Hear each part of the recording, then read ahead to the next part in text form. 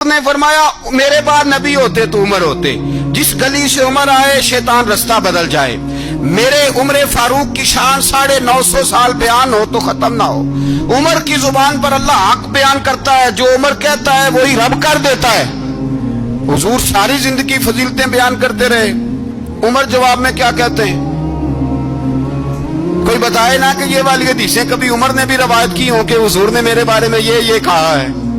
یہ روایتیں وہ روایت نہیں کرتے، ان سے جب لوگ کہتے عمر تیری بڑی بات ہے تو عمر رو پڑتے، کہتے میں تو اونٹ چرانے والے باپ کا بیٹا ہوں، میں تو اونٹ چرانے والے باپ کا بیٹا اونٹ چرا۔ اس سے آگے عمر گئے ہی نہیں ساری زندگی، اس سے آگے لفظ ہی نہیں ادا کی۔ اور میں تو بھائی اونٹ چرانے والا، میرا باپ تو اونٹ چرایا کرتا تھا، 10 اونٹ تھے، میری ڈیوٹی ہوتی تھی، سنبھالے نہیں جاتے تھے، ابا ڈنڈوں سے مارتا تھا۔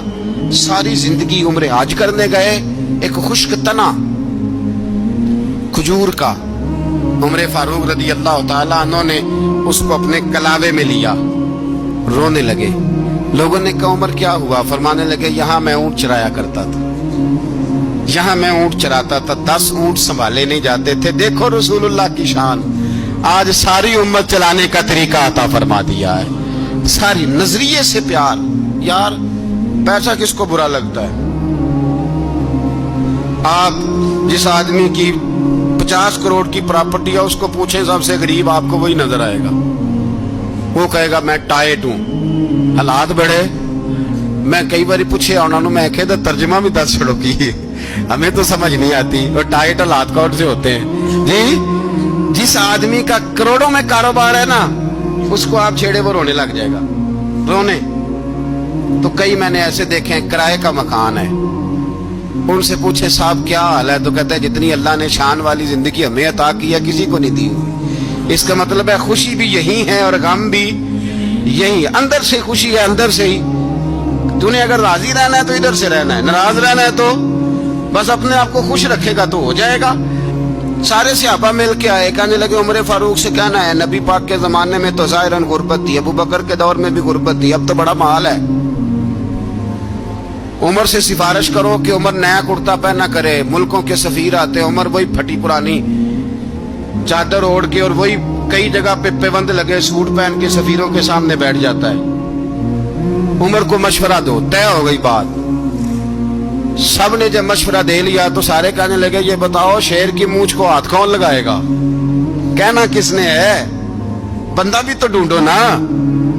نے کہا جناب میرا یہ خیال ہے کہ مولا علی شیر خدا کہیں گے، کیونکہ جس شخص کی عمر کو سب سے زیادہ حیا کرتے دیکھا وہ شیر خدا مولا علی ہے رضی اللہ تعالی علی کہیں گے۔ اس لیے کہ جناب علی تو کئی دفعہ جب گفتگو کرتے تھے تو حضرت عمر چپ کر جاتے تھے اور فرماتے تھے علی نہ ہوتا تو میں ہلاک ہو جاتا۔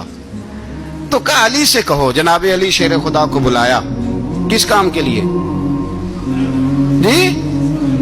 اللہ اکبر۔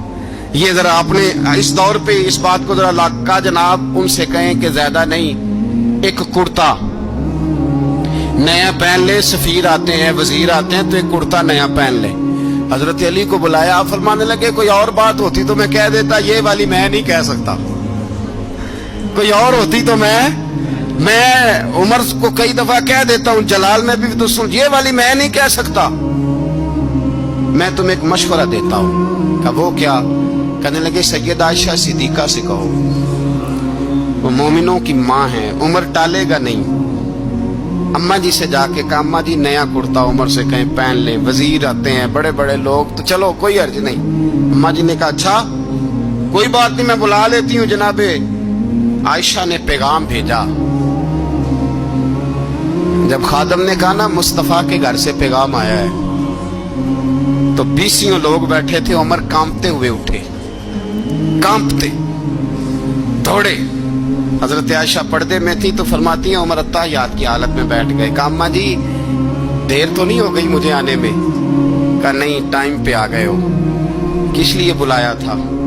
کہا عمر دیکھو غربت کے معاملات اور ہوتے ہیں، جب اللہ آسانی دے تو کوئی چیز استعمال کرنا حرام نہیں ہوتی، اگر حرام ہے تو بتاؤ۔ کہا نہیں اماں جی حلال ہی ہے۔ تو فرمایا پھر اتنے سفیر آتے ہیں، مشیر آتے ہیں، اب تو مال غنیمت بڑا آتا ہے، ڈھیر لگ جاتے ہیں مسجد میں، तो चल एक नया कुर्ता तुम भी पहन लिया करो, और आप नया कुर्ता पहनोगे तो धाक बैठेगी गैरों पर। तो सहाबा का मशवरा है कि आप नया लिबास पहने। अम्मा जी कहती है मैंने हुक्म दिया तो उमर चुप कर गए, गर्दन झुक गई। थोड़ी देर के बाद सैयदना उमर फारूक ने सर उठाया तो दाढ़ी पे आंसू गिर रहे थे, रो पड़े, कहने लगे पाक महबूब की पाक बीवी, जैसे हुक्म करती हो मैं हाजिर हूं, पर मुझे वो वाला लिबास पहनाना जो मेरे मुस्तफा ने पसंद फरमाया है। अगर ये रंग रसूल पाक का है तो मैं हाजिर हूं, और अगर नबी पाक का नहीं तो फिर जैसे आप हुक्म करें। जनाब आयशा कहते हैं उमर रोए तो मैं ज्यादा रोई, मेरा पल्लू भीग गया आंसुओं से। मैंने कहा उमर आप जाइए।